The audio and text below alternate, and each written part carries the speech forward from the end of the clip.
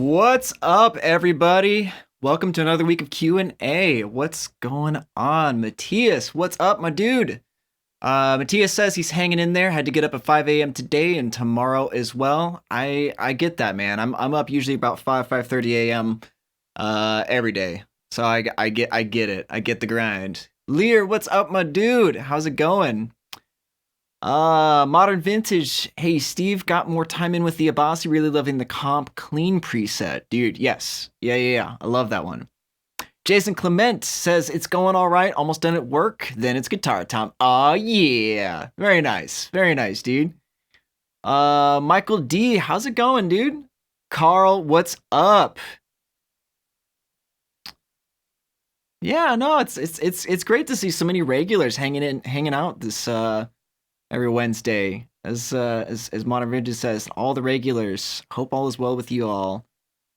Oh man, yeah, things are going good. Ramon, what's up, my dude? He says he's on his lunch.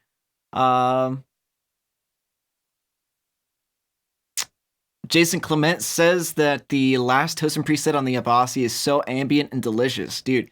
Yeah, I'm really digging the delay and reverb on the Abasi. It's pretty sweet. Like, I think out of the archetypes, like Pliny and Abasi are now like tied for like my favorites as far as like the ambience that you can make with the two of them. What's up? Devin West asks, any plan for a neural DSP unit such as Helix, etc.? Would love the stuff thrown in a unit. I don't know. We'll see. That's best. That's a question best set for Doug and Francisco. So, because I'm not really sure if that's going to be. I mean, I know that Doug actually addressed that in his Q&A a couple of months ago when he was on. I'll have to get them back on so that way I'll have to get them back on for the Neural DSP Q&A again, because I really enjoyed having them answer some questions. Not that I don't like it. I love it. I think it's great. But it's nice to get some additional faces on here. So, Michael D said, it's all good, Steven. Have you read my case study, BTW? I'm sorry, I haven't. I have been so stinking busy. Because I'm trying to get ahead of my weekly work right now. I've been basically just grinding day in and day out. Like, I don't know if you guys know, but I'm here at the studio every day. Like, this is 7 days a week for me right now, and I'm trying to get ahead of my schedule so that way I can actually take some time and do other cool things. So yeah, I haven't had the time. It just slipped. Modern Vintage asks, did you play around with the NTS regarding my comments on improved feel and tone? AB the two, and it was noticeable. Great improvements. Dude, yeah, no, the NTS does sound better. I think that I think whatever they did as far as updating has really improved the feel of it. I definitely agree. I got to mess around with it on the artist tone that's coming out this Friday. I didn't actually use it in the mix. But I did mess around with it, and it does sound awesome.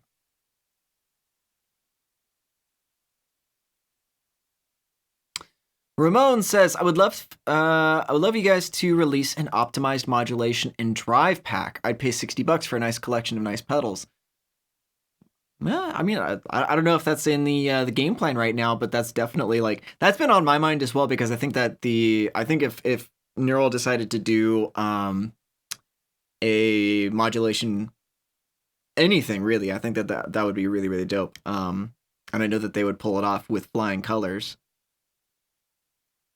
Carl asks, any info on upcoming updates, Pliny or Nolly? That's coming out in a couple of weeks. I know that they're working hard on making sure that the updates are compatible, especially with the new Reaper coming out, with the Catalina, with all of the different updates that are happening on different systems. It's like the work involved to make sure that our plugins are compatible on like every single system across the board is time intensive, and I know the guys are trying to get it out as quickly as they can while still maintaining the quality. You know, I know that they're I know that they're working hard on that, but it's going to be out within the next couple of weeks. Jason Clement says, I'm about to grab a cheap DI box to throw in front of my 2i2. Anything I need to know or can expect? I don't. Okay, so I think that some people assume that if they get a DI box, that it's going to make their sound like that much cleaner. And it's not. It's going to afford you a couple of different things. If you haven't checked out my video on DI boxes on the channel, then go ahead and do that. Because I bring up a lot of different points. Yes, the tool of tit. So yeah, so check out the video on the YouTube channel, and I bring up a bunch of different points on why a DI box is necessary and not necessary depending on the setup that you're using. But I can recommend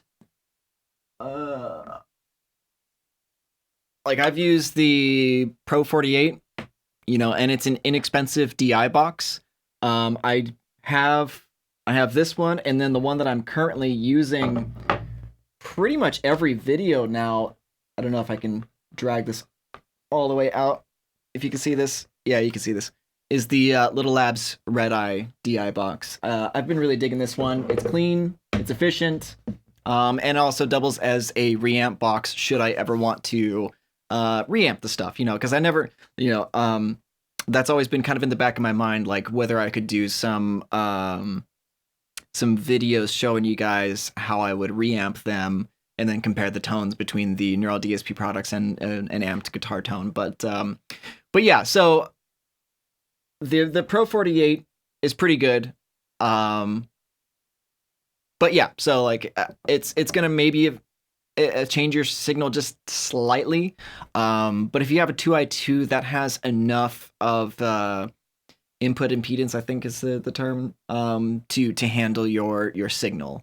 But yeah, so check out the video. That one's good. Otherwise, I wouldn't worry about it too terribly much.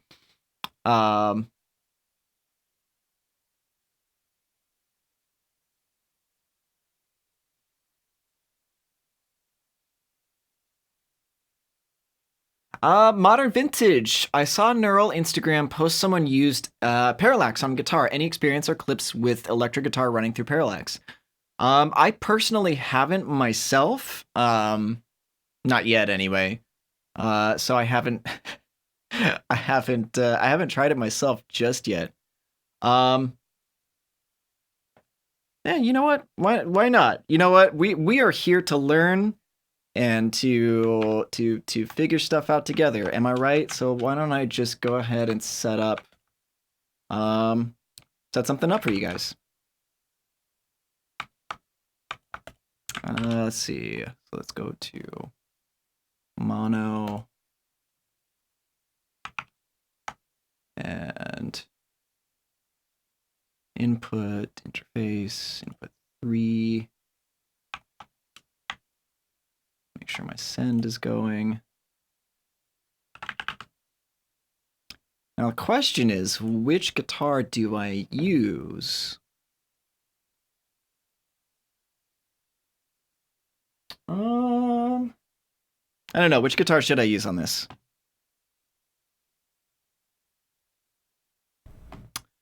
And I'll answer a question or two while I'm waiting to see what you guys want to hear this here coming out of this. Okay. Let's see.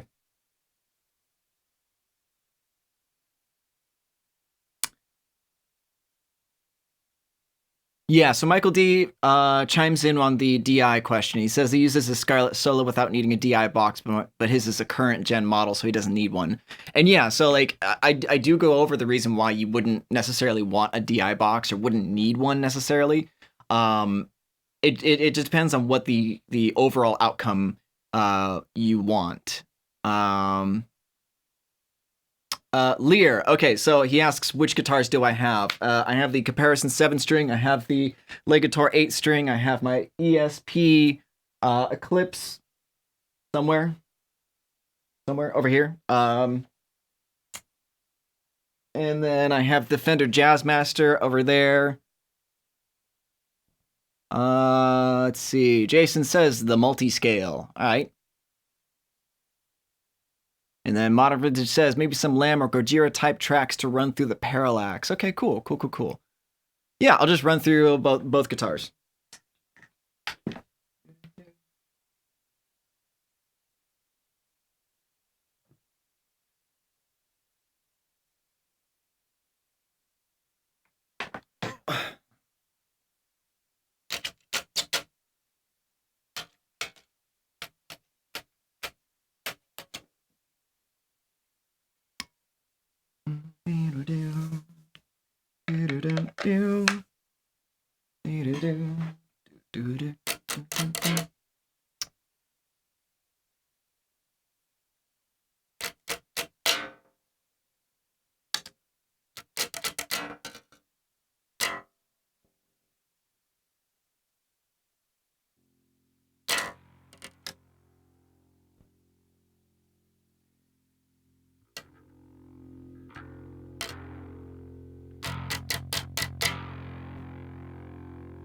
This is going to be probably pretty quiet at first.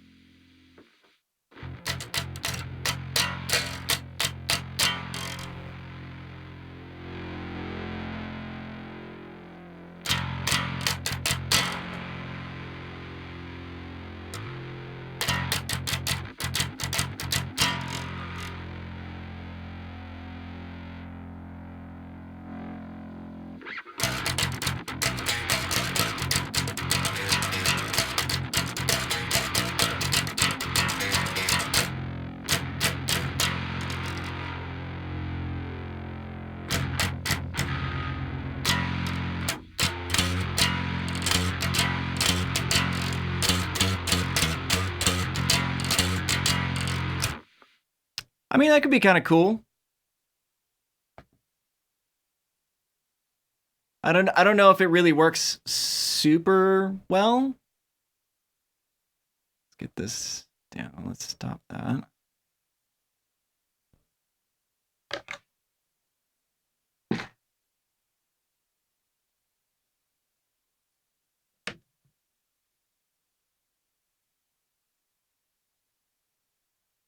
Yeah, I don't know if that really works too well for my for my taste. Yeah. So Modern Vintage says maybe try the Dark Glass for that Nolly distorted sound. Yeah, that could work. Let's go ahead and make that inactive. Let's go ahead and put on a Dark Glass Ultra, and then I'll just put this 7-string in just for shits and giggles.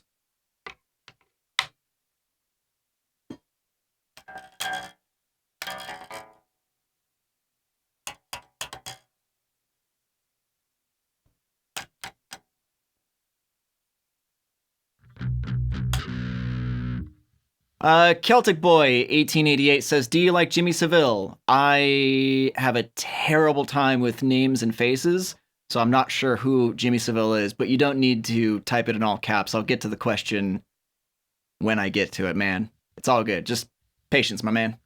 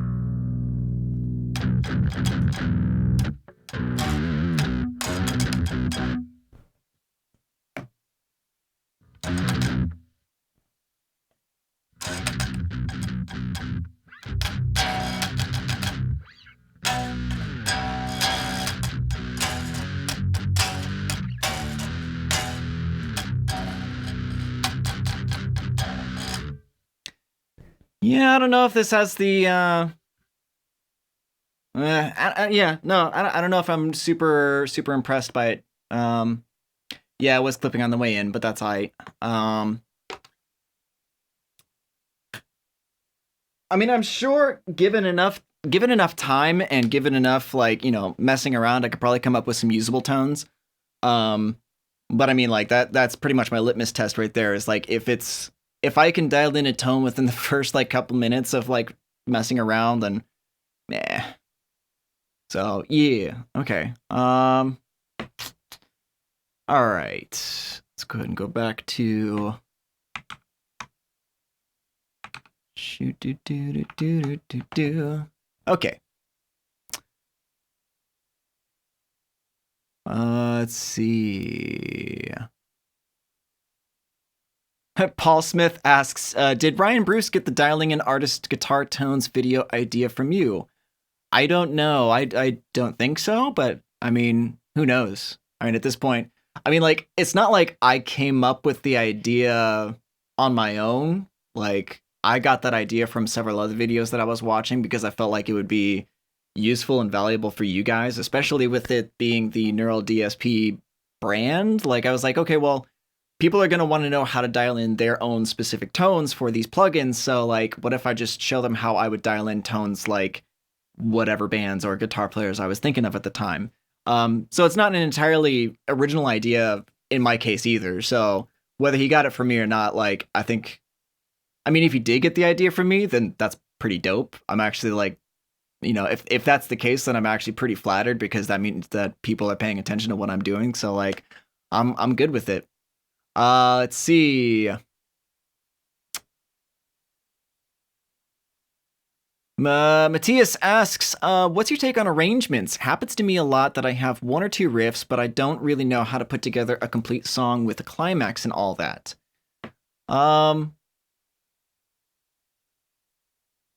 It really depends on the overall outcome that you want.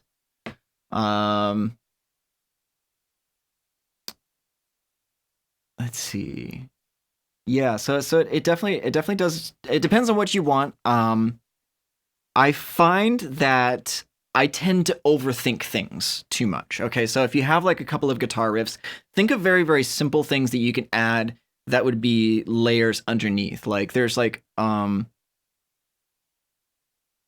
think of it like you have like a specific riff in the, like, what would you call, like, the zone of attention, right? It's loud enough so that way it's capturing all of your attention. What could go just below it that's going to be not exactly like super noticeable, but like still kind of add to filling out the tone on the outside of it? I mean, unless you're talking about like, you know, section A, section B leads into section C, transitions and stuff like that.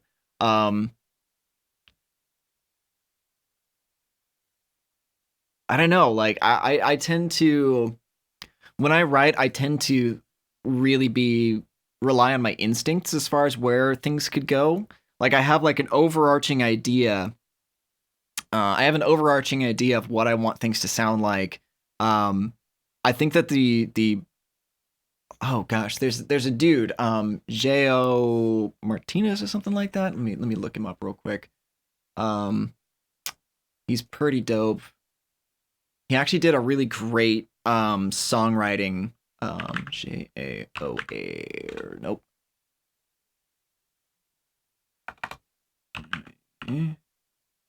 Felix? Something like that. God.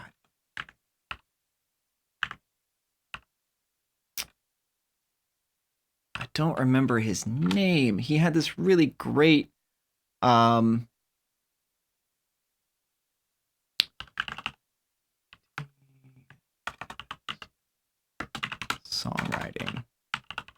Let me see. I'm gonna see if I can find it. Bugger. I don't know if I can. Dang it, this is gonna bug me. Okay, sorry about that. But basically, like the premise of the video was like, okay, at the outset, figure out what emotions do you want to convey to the people listening. Do you want to listen? Do you want them to feel like? Do you want them to feel powerful? Do you want to feel sad? Do you want to feel happy? And then kind of figure out the story that you want to tell from there. Figure out the story that you want to tell from there. Do you want it to be like up and down? Do you want it to be super dynamic, or do you want it to be like just a steady climb up from there? And that sort of dictates how many layers and how like busy the parts are going to be. Because if it's going to be something kind of frantic, then you're going to want to have a lot of different like variables going at the same time. So like the drum pattern is going to be really like upbeat and fast, and then the transitions are going to come in like, you know, really quick. You know, the guitar parts are going to be really all over the place and kind of conflict with each other. If it's going to be super happy, then you're going to have like your main melody line and then like, you know, a couple of supporting synths or something like that. So it really kind of depends on the overarching theme or feel that you want to have for this song. And I feel like that sort of dictates more so what you're going to do with your composition. But yeah, no, I mean, if that's you know who's actually really good at that? Check out Trey Xavier from Gear Gods. I know him. I've watched a couple of his until I saw the yes, I've seen a couple of his like live streams where he does like composition work. But yeah, it's pretty he's pretty good at that. So I would take a look at that.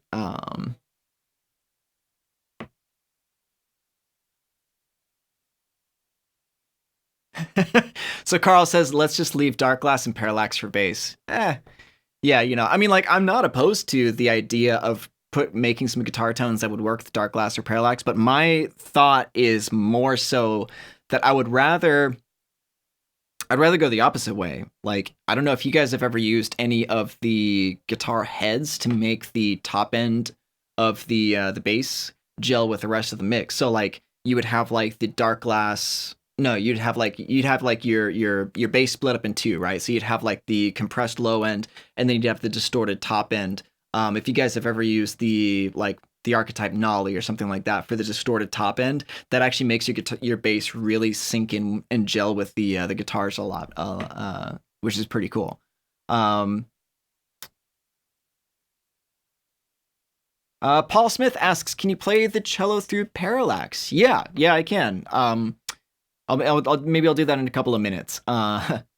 Michael D says, "Welcome to the overthinking club, Steven. I overthink my case studies all the time." Yeah, man. I'm much better about overthinking things. Nowadays, like now, I mean, part of it is just because I have deadlines to meet. So I kind of just have to like make a decision and then just stick with it. And then over time, like my mistakes lead to better decision making in the future. So, yeah. So, Lear says, "Did anyone see the new Schecter Silver Mountain guitars? There's quite a few different models: 7-string multi-scale, 6-string floating bridge, blah blah blah." He said, "I was excited until I saw the finish." All right, so now I gotta check this out. Schecter Silver Mountain. Schecter Silver Mountain.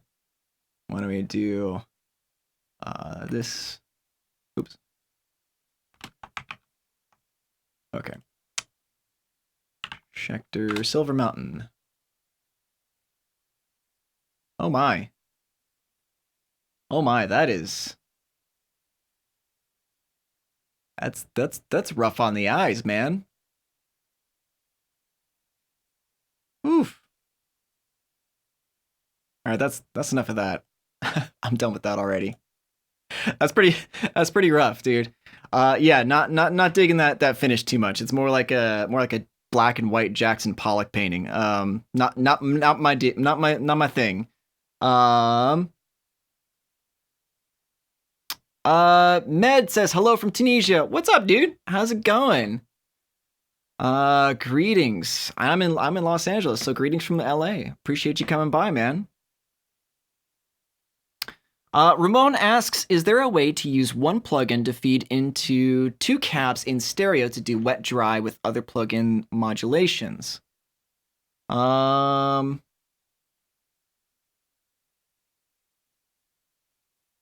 Oh, I think I get what you're saying. In stereo to do what other modulations? Probably. Okay, let's see what if I can recreate what you're talking about. Let's do that. So I think what you're asking is let's do the Abasi just for shits and giggles. So mono to stereo. So I have a mono signal going into a stereo output. So now my cabinet, I can pan left and right. So that way I have one impulse response on the left, one impulse response on the right.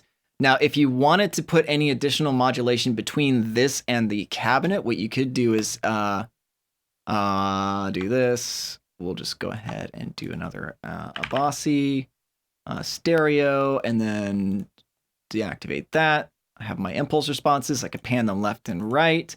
And then in the middle, I can always put in some modulation, so like phaser or something like that. Phase mistress. Yeah, so then I would have the archetype Abasi, head. So I just have the head, the EQ section, and the pedals available, going through whatever modulation you want into the archetype Abasi. Make sure that's in stereo. Interesting. Okay. I guess that could work. Let me see if that works. Where's my...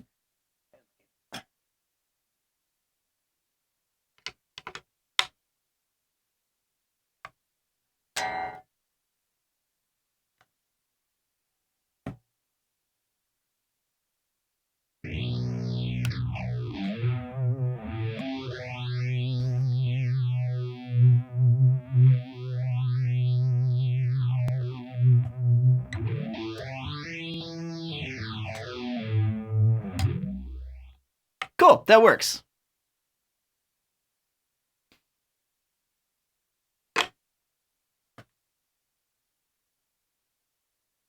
Yeah, so basically what I'm doing is I'm feeding my archetype Abasi into whatever modulation I want, down into my impulse responses, and then you could use panning to move them left or right or however you want them to be set up. So, cool. There you are.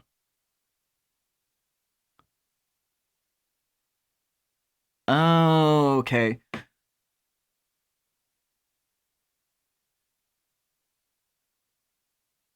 So, okay, so wet into one cab and dry into another with drives from one head. I mean, yeah, you could definitely do that. So if you have like, you would probably have to set up the cabs on an auxiliary. So you have like your head going from your stereo out to two different. Gosh, yeah, there's a couple of different ways that you could do this.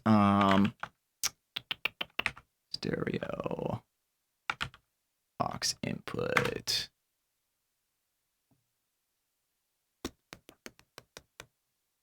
And then actually you could probably do, let's do duplicate.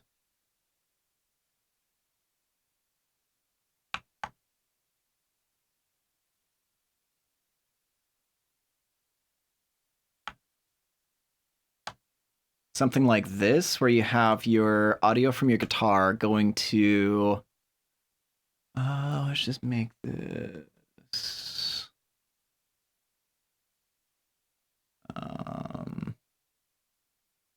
track. Sorry, I got my camera in the way. Makes it hard to see sometimes. There we go. Aux 1. And then let's go ahead and put this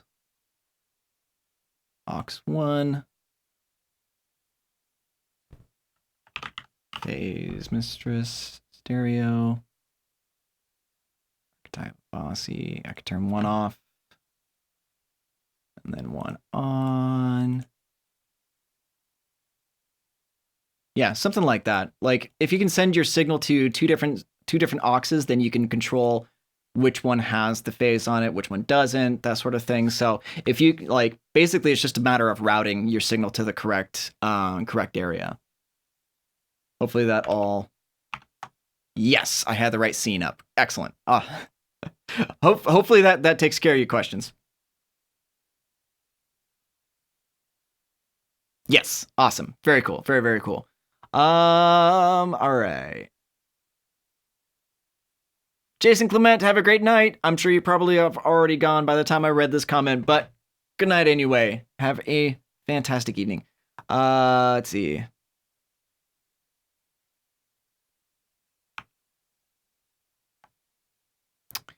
All right. Okay, so modern vintage says, okay, now you guys have to Google Les Paul studio monitors. That's my oh my of the day. Oh my. Okay. Les Paul studio monitors. Oh yeah, those are awful. Those are really that's a thing.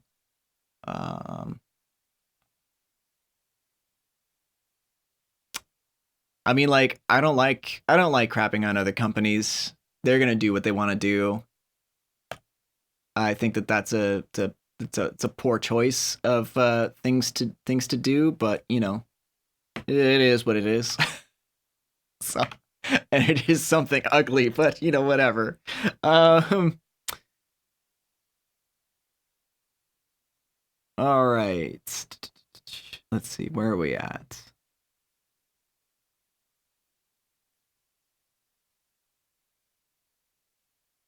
So Matthias chimes in on his previous question. So the parts are okay, but it's missing something, and I don't know what more parts I should or could add.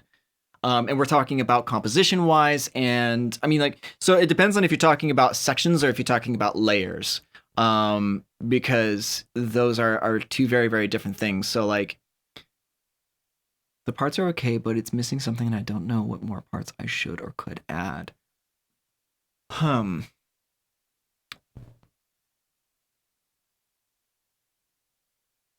mean, that's a pretty good question. I mean, like, it's hard for me to answer this when I don't hear what you're talking about. I think that that's mainly my trouble on how to advise you on this, is because I'm not listening to what you're talking about. So,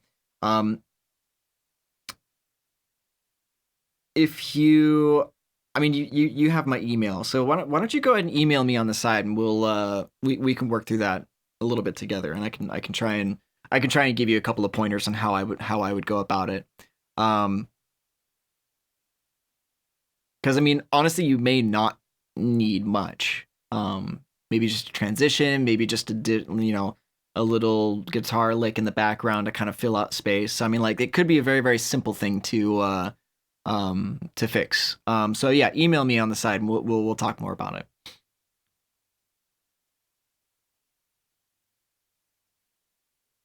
All right.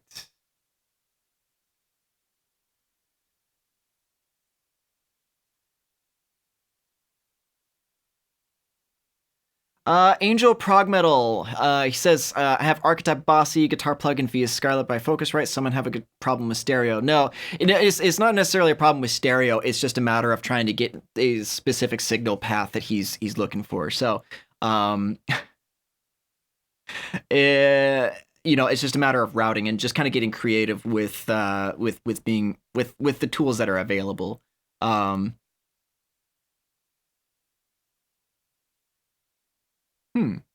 Ramon says, where does monitoring computer noises come from? My audio interface produces computer noises through the speakers, but not on the recording. Check to make sure that your input monitoring is not on, especially if you're on Mac. It could be a microphone issue or something along those lines. Yeah, check to make sure that your input monitoring isn't on first.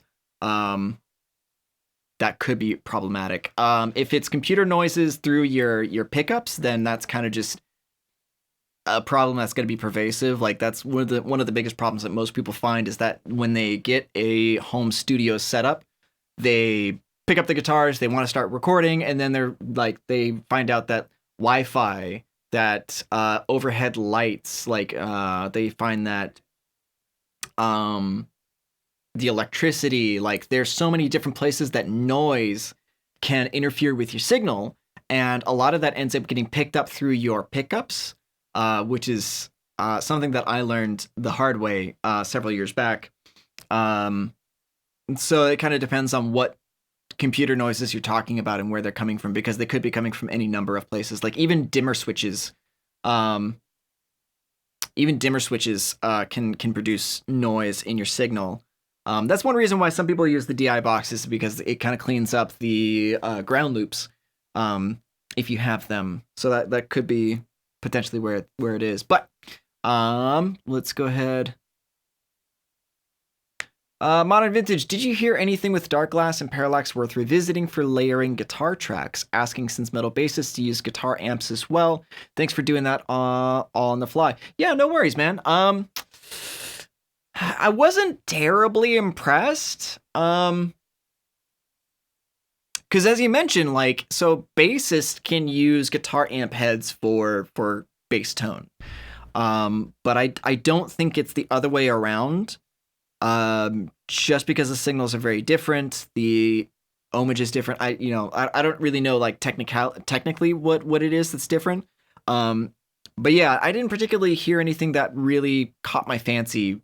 Nothing that I couldn't get already through all the other plugins. But as far as like using guitar amps for bass, I find that actually is really a great option for when you want the bass to really gel with the guitars a lot more. So like if you're using Archetype Nolly for your rhythm tracks, use another instance of Archetype Nolly for the high-end distortion on your bass, and that'll make the bass just like gel straight in with the mix. I know that's something that a lot of mixers do. That's a lot of bass players do. So yeah, give it a shot. See what you think.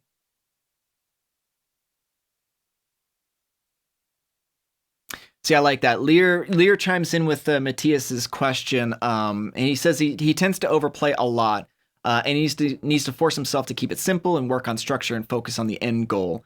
Otherwise, his stuff tends to end up like a riff salad. I can relate to that on a very deep level. Oh, okay. So Matthias says that I didn't see the first part of the question where he posts a link to the song, but he's happy to email me. I could have completely missed that. I don't know. I don't see any links.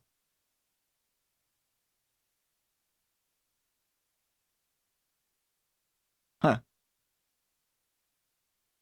Yeah, it could be that the filter took the link out, because I'm not seeing any links in the comment section, unfortunately. But yeah, you go and email me that, and I'll take a look. Adam Berger, what's up, dude? Says he caught the flu bug and it's terrible. I feel you on that. I'm trying my best not to get sick right now, because it's getting to be wintertime around here and it is cold, and I do not want to be sick because I just cannot afford to be sick.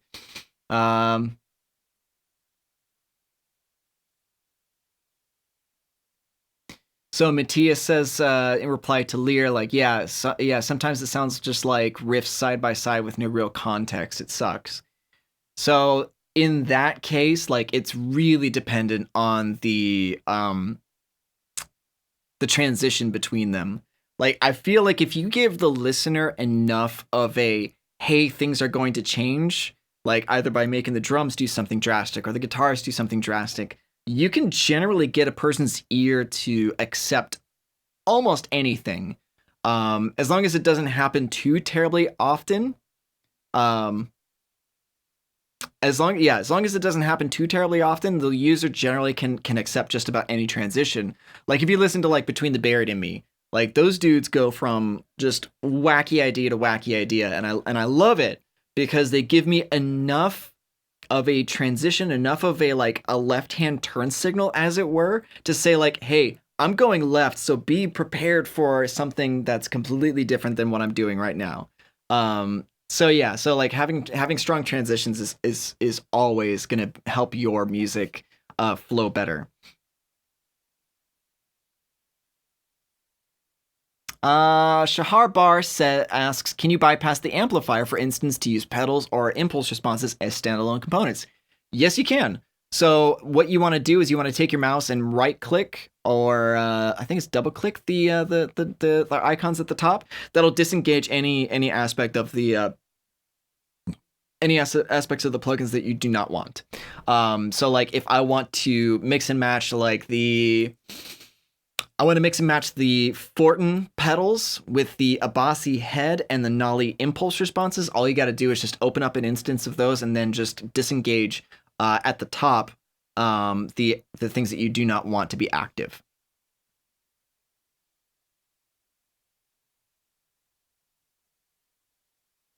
Okay, so yeah, so it looks like I was right. The chat deletes links. So yeah, go ahead and email that to me.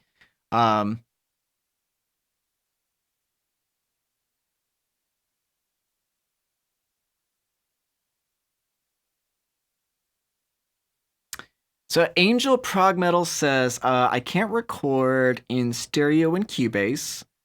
It's not a big problem because it's better to record the guitars in mono, but I would like recording some cleans with those presets. I'm not sure exactly what your problem is, whether you're trying to record the DI in stereo, which I'm not sure what the exact intent of that would be. Better to record some cleans with these presets. Because the DI by definition is clean. Direct injection. I don't know. Not sure exactly what you're getting at, my dude. But yeah, so cool. Modern Vintage says, I guess some of those Abasi presets have those lower frequencies that would fill guitars better than what I thought with the Dark Glass or Parallax. Yeah, absolutely. Modern Vintage also says, I stopped the JRE podcast for this and do so regularly. You're doing a lot of things better than most. Thank you, man. I really appreciate you saying that. Joe Rogan's podcast is amazing. I try to catch it as often as I can. Haven't listened to it in a bit, though. But I appreciate that. I appreciate you saying that.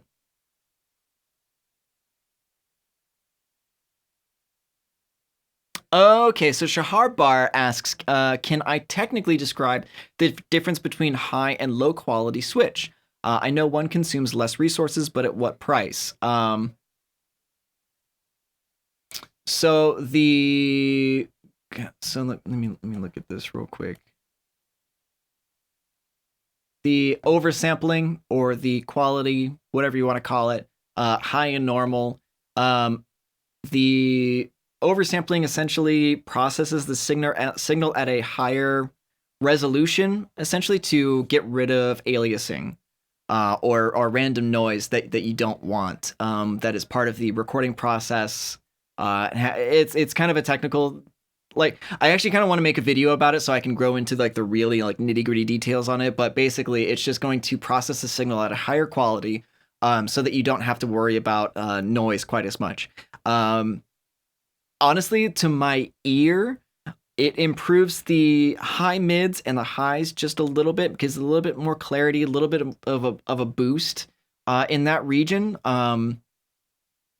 But I would say that you don't necessarily have to worry about it too terribly much. But yeah, I'll make a video on that so that way I can really describe in detail exactly what is happening, and why it takes up that much more CPU than normal. So cool.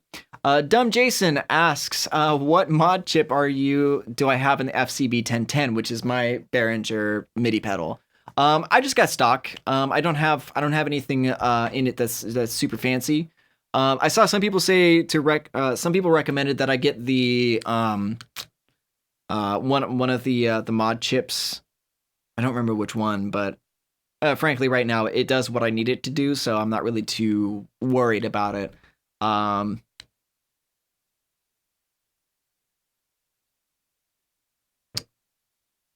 Oh, interesting. So Lear says that he has the same thing with the Abasi trial. He has to switch it to mono to have both speakers working. If that's what you're talking about, yeah, because I think that if you switch it to, but what's happening is when you're switching it to stereo, is you're making this the plugin accept a stereo signal, which I think what happens is the single DI switches to like a left or something along those lines. But I'm not sure exactly. I would have to do some experiments with that. I haven't really tried it myself. Michael D says he's out. See y'all next week. Have a great one, dude. We'll see you. We'll see you next week. I appreciate you coming by and hanging out. Shahar says, thanks, man. Looking forward to a video on oversampling. Cheers. Thanks, man. Appreciate it. Yeah, no, I'm because that's a question that I've had as well, because I'm kind of curious to get into, like, I like knowing how things work, so that way I can at least explain it in a comparable fashion. Dumb Jason says he got the Uno mod chip for his FCB 1010. How are you liking it? Is it pretty sweet?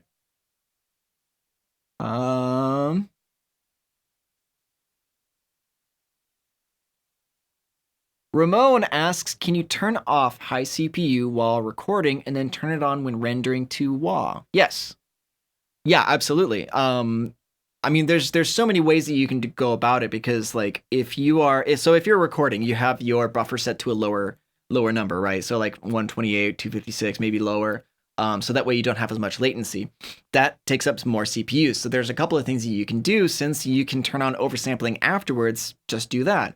Or freeze it, or, whatever you want. Or I was even thinking just the other day, like, okay, what if I just render or commit the oversampling, so that way I can just the oversampling by itself, like disengage everything.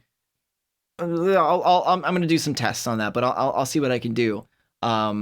Basically on trying to get the oversampling to be committed to my DI signal, so that way I don't have to worry about the oversampling switch being on. But no, I'll mess around with that. I'll see what my experiments show.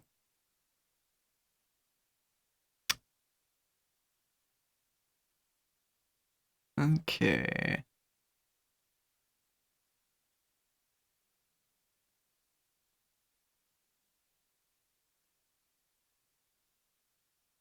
So Dumb Jason says he likes the Uno chip a lot, but wishes it could do more stomp boxes on all 10 buttons. The Little Giant mod can do that, but isn't available anymore, unfortunately.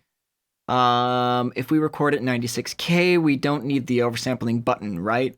Well, I think the oversampling is also about filtering out everything above 20K. But I'm going to have to get back to you on that, because it's processing the signal at a higher resolution, but also like filtering out everything above it, so that way aliasing doesn't happen in the lower frequencies. But honestly, I really don't. I don't worry about it too much as far as like doing 96K or 44.1 or 48. Like the last handful of recordings that I've done, I've all been at 44.1. Just to keep things simple and consistent with my setup, because switching back and forth, like, it's kind of frustrating, because I work on so many different levels of like between the standalone plugins, between Pro Tools, between Cubase, between Premiere Pro. Like I have a whole bunch of different programs, and they are all very like annoyed with each other when one or the other changes the sample rate on my computer. So I just set everything to 44.1 and then just leave it as is. So I don't really worry about it too terribly much, but I am going to do a video where I kind of test some of these things out, so that way I can kind of give you guys a more definitive answer for that. Yeah, so Ramon says, so record low quality, and when you're rendering, change it to high quality. Yes. Yeah, so like while I'm recording it, I set like, if I have a Intel i9 9900K, so it's like pretty beefy. So I don't have to worry about my CPU too much. But if I was recording, like say on my laptop, which is on my desk as well, it just has an i7 and kind of gets to be bogged down after a couple instances of Contact and some of the Neural DSP products. I would generally just find ways so that way I can conserve CPU. So I would record it with the oversampling switch on normal and then bump it to high when I'm mixing or rendering. Yeah.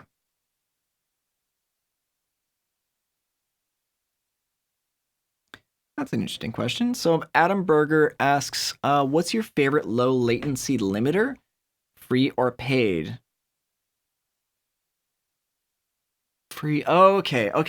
Not okay. Not limiting latency necessarily, but a low latency limiter, like a limiter plugin that is low latency. The L1 is pretty dope. I mean, like, it's simple, it's tried and true. So the L1 does pretty good job. The Waves L1, I should specify. Waves L1 does a pretty good job. I've been using the FabFilter L2 for my mastering, which has been pretty dope. I don't really notice that it's pretty heavy on my CPU that much. So yeah, Waves L1, FabFilter Pro L2. Even their L1 is pretty dope too. But if you're looking for something that's inexpensive or close to free, then go with the Waves L1.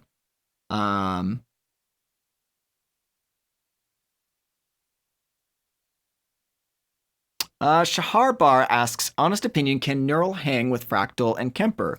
Similar technology at this point, what is the difference? It's not exactly similar because, I mean, you're talking about hardware and software and, you know, different computations and different mathematical equations. But like, I mean, I've tried the Kemper before. I haven't tried a Fractal yet. I would like to, but I haven't tried a Fractal yet. But I think that the Neural DSP plugins are definitely on competition, like on a competitive edge with the Kemper and the Fractal at this point. I mean, like, otherwise you wouldn't have gotten people like Nolly or Tosin to be so on board with making their own signature archetypes with us. You know, these are people who are very, very particular about their tone and will, you know, even going back, you know, you look at people like Ola England, you look at Rabea Masad, like you get look at these dudes and they're all, you know, super happy with our products. And I think that just goes to show that Neural products are absolutely on a similar plane of competitiveness with Fractal and Kemper and real amplifiers as well. Like, I think that they are, you know, definitely, like, I think the only difference right now is just portability. Like Fractal and Kemper, obviously you can take those out, but like it's getting to a point now where like you can take the Neural plugins and I could take a laptop and, you know, a power amps section interface and then go play live. So I think that the differences are becoming so far and few between now that the Neural plugins are absolutely going to be, you know, more and more ubiquitous.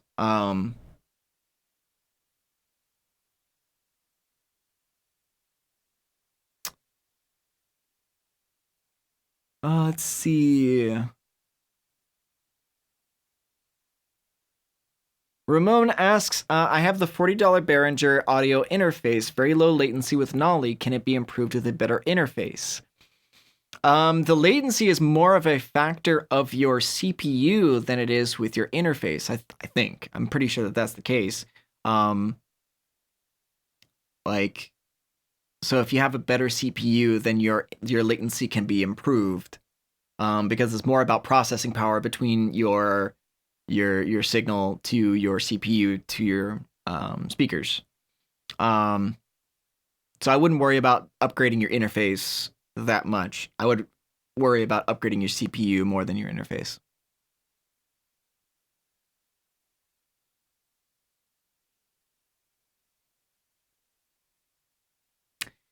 So yeah, Jason does have a point. USB has more latency than Thunderbolt. Yes.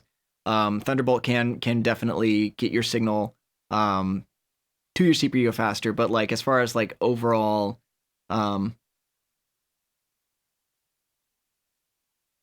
yeah. You got it. Jason says, I will not rest until there is a Neural JCM 800.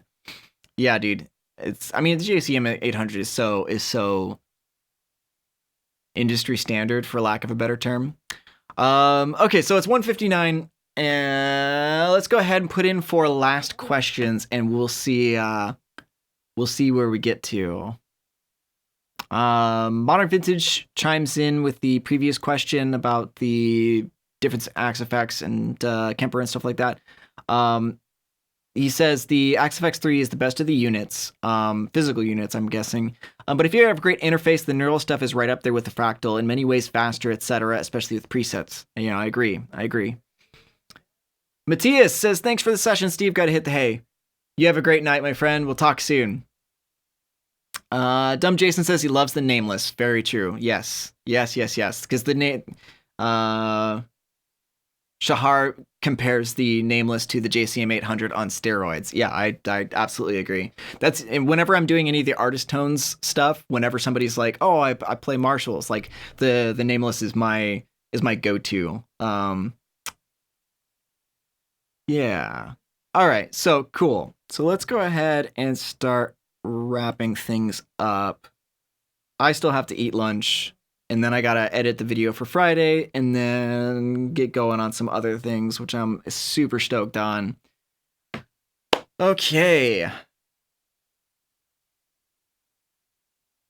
Okay, so let's go ahead.